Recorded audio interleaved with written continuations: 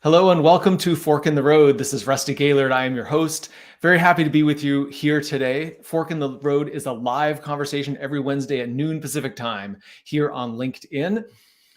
With very few exceptions, this being one of them, because we are pre-recording this because I am on vacation on the day that this is going live. So I am super happy to have today Patty Block with us. So let's welcome Patty. She is the founder and the CEO of the Block Group, and we're going to get into more about what she does in a few minutes. But welcome, Patty. Thank you. I'm glad to be here. Yes, thank you.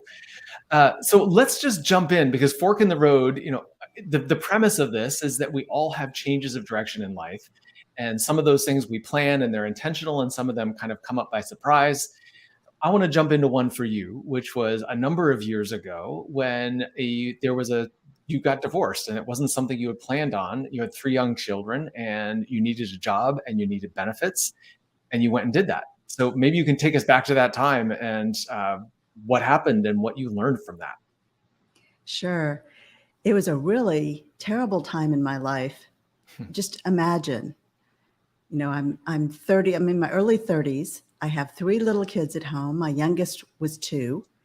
He's now turned 30. So the good news is there's a happy ending to this story, but it was a surprise. I was really shocked and caught off guard. But I also knew what my priorities were. So I was running a company that focused on political consulting and lobbying. And I loved it, and it was fascinating, and I'd never do it again. However, it really did set the stage for a lot of the work that I'm doing today, especially around communication. So, and how you communicate effectively on your own terms, how you can control a conversation, how you can guide a conversation, which is a big challenge for women in particular. So I had that company for about 8 years. I had this surprise divorce, and I realized very quickly that I needed to stop traveling. I needed to be home and really stabilize things for the kids, and I was going to have to close my business. And I have to say, I was grieving in so many different ways. I was grieving over my marriage. I thought we would reconcile. I always thought that. And didn't realize my now ex-husband, that was never his goal. So there were so many things that were so difficult. And so that was a big piece of it. I was grieving over my marriage. I was grieving over my family and what my kids were going to be going through. And then I was grieving over having to close my business. Mm-hmm. And really struggling with that decision, because I loved what I was doing and I felt like I was having a positive impact. And so that was a really tough decision. But once that was made, and the main issue was I needed health insurance for my kids. And in Texas at that time, you couldn't just go out and buy insurance. So I needed a job. I ended up going to an international school as director of development, so marketing, public relations, and fundraising, and did that for several years. And then they asked me to take over the business office and become the director of operations. And it took me a while to agree to that, because I said no many times before I took it on. And for 2 years, I did both development and operations. And eventually just chose operations and was at the international school for about 8 years. And that also set the stage for what I'm doing today. So was I happy about closing my business? Absolutely not. Was I worried about what would happen if I took a job and went in that direction and how my career would shift? Yeah, I was very worried about that. But my priorities were clear, at least to me, and that was to raise good human beings. And in order to do that, I needed to be there. And I needed to really focus on my kids, which is exactly what I did. Yeah. Well, there's so much power in being clear about what your priorities are at a given point in life. It's very easy to get wrapped up in our career and to put all of our time and energy on that, but then feel like we're torn in different directions. And, I've shared some of my story, about my own experience of feeling torn between my work and my family. So I can relate to that. Uh, did you know when you took that job at the international school? So you had started your own consulting business, political consulting business, and then you went and took a job for someone else, and now you're running your own business again. So it's like you worked for someone as a sandwich in the middle between having your own business on either side of that. Did you know when you took that job that at some point you would go back to working for yourself and starting your own business? 100%. In fact, almost the entire time I was there, I was planning this company, the Block Group. And so there were a lot of benefits. I had a really great, steady paycheck. I had great benefits. I loved the environment because I'm around kids. I mean, it's an international school, and I'm around kids from 20 different countries, speaking multiple languages. It was a great opportunity for me and a wonderful environment. So there were so many pluses to that. But that said, I was planning this company. And part of the reason I took as much time as I did, my initial plan was to stay at the international school for about 5 years. But I kept getting promoted. And I was waiting for my kids to get older and more independent. And the dirty little secret that every parent knows, your kids need you more as teenagers than they do as toddlers. So I didn't know that. And as my kids got older and more independent, they also in many ways needed me more. So it was a huge leap of faith for me to start this company. But because I planned ahead, I also saved quite a bit of money so that I could take some time off and work on business development for this company.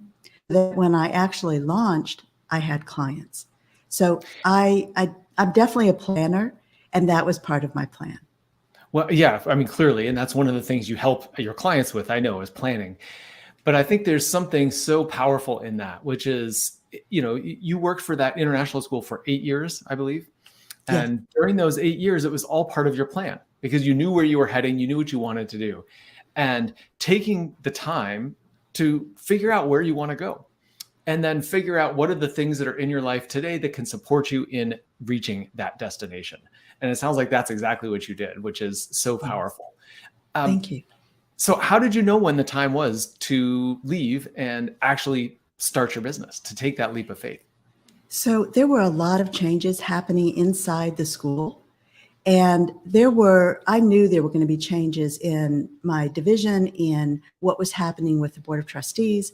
It's a nonprofit organization. So I already knew there were changes in the works and that my position might change, my department might change. So I was already tuned into that. The timing actually worked great because at that time, I think my oldest had just started college and I had 2 in middle school. That is a tough age, I have to tell you. So those 2 in middle school needed a lot of my focus. Now, honestly, my daughter didn't want my focus. I have 2 boys and a girl. My daughter, who's in the middle, didn't really want my focus, but my sons did. And so that was part of the timing issue, was because I wanted a more flexible schedule. I wanted a more, less demanding international school because I headed up all of operations.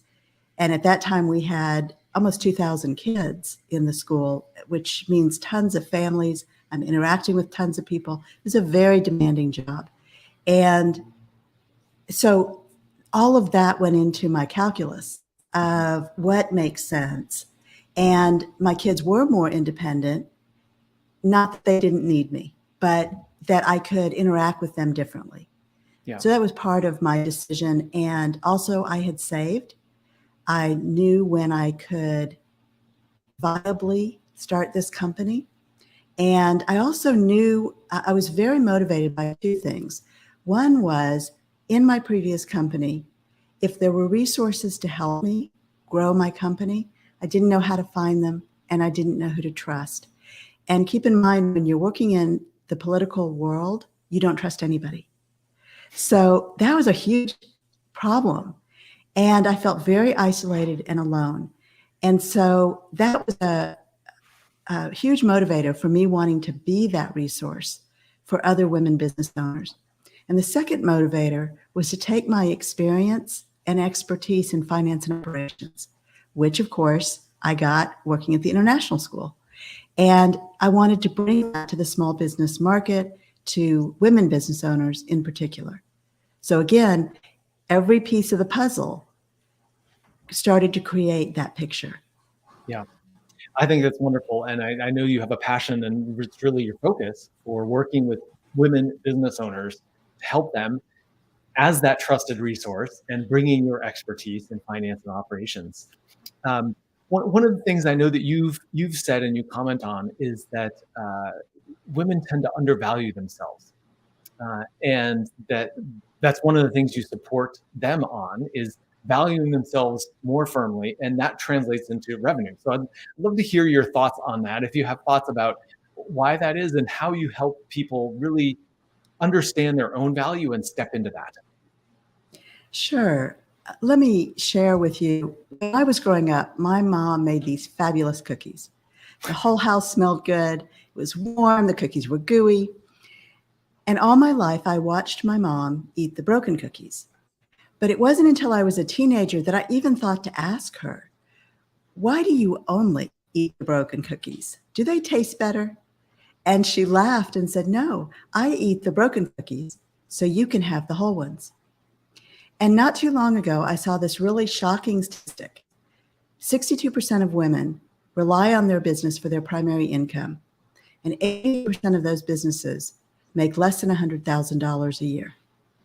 And all of a sudden, this image of my mom eating the broken cookies popped in my head. It's what I call the broken cookie effect. And for women, there is a direct connection. There's a pattern that I noticed because I was seeing it in virtually every company I was working with and every woman business owner. And I think of it kind of like a double whammy because we undervalue ourselves and we underprice, and then we overdeliver on our services. So it is really hard to be profitable when you're doing that, especially if you have people, if you have employees or contractors or freelancers who work for you, because you're always over delivering, and that means you've got to pay your people more, but your income is either the same or it's going to be lower because often we're out offering discounts when nobody's asked for a discount, or we are trying to kind of sweeten the deal in order to get the sale. So there's so many dynamic issues that are interplaying to undermine what many, many women are doing in their businesses. So that became my mission, to help women kind of turn up that power to price, to sell, and to run their business on their own terms, and to stop worrying so much about what everybody else is doing and figure out what works for you. So going back to your original question, once I recognized the pattern and saw what a pervasive problem it really is for women. And I've been guilty of it too. I have many times undervalued myself, underpriced, and overdelivered. And when you are stuck in that dynamic, that pattern, that habit, really, and you're basing what you're doing on fear, it is very difficult to get yourself out of that and for your company to really be profitable.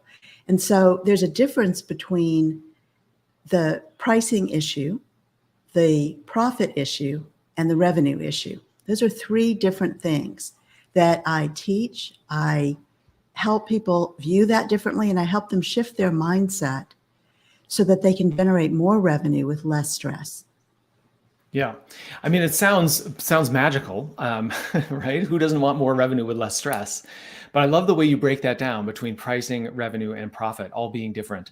And I also find it interesting that, there's a mindset element to this, but there's also a behavioral element to it. Because certainly there's, some action that needs to be taken in order to make these changes. How do you think about those two things, the mindset and the action that's required? Yes, I'm so glad you said that, because the implementation is where a lot of people get stuck. first, they may not realize they need to change their mindset. So I'll share with you, I did some market research prior to shifting what I talk about and how I talk about it. And in that market research, I interviewed a number of women business owners. And when I would narrow the conversation down to asking about their pricing, every single one, without exception, said their pricing is, quote, fine. The pricing's fine. Because changing their pricing feels very threatening and they feel very vulnerable. Mm-hmm. And I get that. There's a lot of fear. However, what you miss in that equation is your pricing actually can drive your sales. Because as humans, we equate high quality and high price and low quality and low price. So often when you price low or you offer discounts, which immediately devalues what you're offering, when you put those things in place and you're operating out of fear and also being very reactive, you're being very reactive to what your prospect is saying or doing. And that combination, not only is your company going to be less profitable, but you're never going to get unstuck because that is, it's like a hamster wheel and you're going to be stuck on it forever. Mm-hmm. So that when I talk about running your business on your own terms, that's exactly what I mean, is shifting your mindset first. That has to happen first for you to understand the dynamic. And then to make a conscious decision to change that, sometimes we lose sight of the real fact that we have choices. We get to do this differently, and we kind of forget that. So I'm reminding, helping people understand that dynamic, and then we go to the mechanics. Now, most of my clients are technical experts. So they're accountants, engineers, attorneys, marketing and PR professionals. And so there's a couple problems here. One of which is a lot of them came out of corporate where there's an hourly billing model. Mm-hmm. And they falsely believe that they are, quote, safer using an hourly billing model because they're compensated for all their time. But that is a real misunderstanding because your client is not paying you for your time. They're paying for your expertise, the results, the value that you bring to your clients. So that's a huge mindset shift that I work with. When we go to the mechanics, and in many ways, I serve as an outsourced chief operating officer. I'm helping them build or refine their pricing model. I'm looking at every aspect of their operations, analyzing it, and we're working to improve it so that their business is not a burden. And I talk to a lot of people who feel as though, although they love having their own schedule, and they feel as though the business is a burden, and they don't really know where they're headed. So that's what I help them figure out. When we get to the mechanics of your pricing model, your business model, of how you can be more efficient in your business, that's actually easier for my clients because they're already technical experts. And the calculations, the streamlining, that's easy. Mm-hmm. Then we come back to the next hard part, which is when you implement and you put all this in place, but the self-doubt comes back. And I get that feedback. They have a program called value-driven pricing that does focus on the mindset and the mechanics. Well, they do that. They get a return on investment immediately because they start bringing in more revenue. And then they start to doubt themselves. Should I really say this? Should I really do this? So that is that next piece and why people continue to work with me, because that doesn't go away. Yeah. To me, this is like, it's tied in a little bit to this. You talked about over delivering, right? So it's underpricing and over delivering. And, I think that there's beyond just women business owners, and I'm certainly I won't debate you that it applies there, but I believe it's much broader than that. This idea of hustling and working hard and over delivering, which is very pervasive in the business culture. And I live in Silicon Valley, and so you see it all over the place here, of work really hard. And it sounds to me like there's something here that's connected to the pricing, right? You raise your prices, you get an immediate return on investment because you're bringing in more revenue. And I'm wondering how that connects back to the service delivery, right? Because people are saying, well, gosh, now I'm charging more, but I'm not doing any more. And is there still value? I feel like I need to do more. So how do you approach that question of doing it all and continuing to add value and over delivering? Yes, it's a huge problem. And you're right, there is not a gender distinction. Everyone struggles with this. And part of that is because we are high achievers. And I purposely don't use the term overachiever because I think that sounds like a criticism. So I'm a high achiever and I'm all about the results. So when I'm working with a client and she's got a difficult challenge, or we're positioning her company for exit, I have two groups I work with. One are the builders they want to streamline, they want more revenue, they really do want to grow, but in a way that aligns with their values. And then the second group are the exiters, women who want to exit their company, and they hire me to help position and build value so that they can do that. So the challenge is we're all high achievers. We want to do the best for our clients. We know that positively impacts our reputation.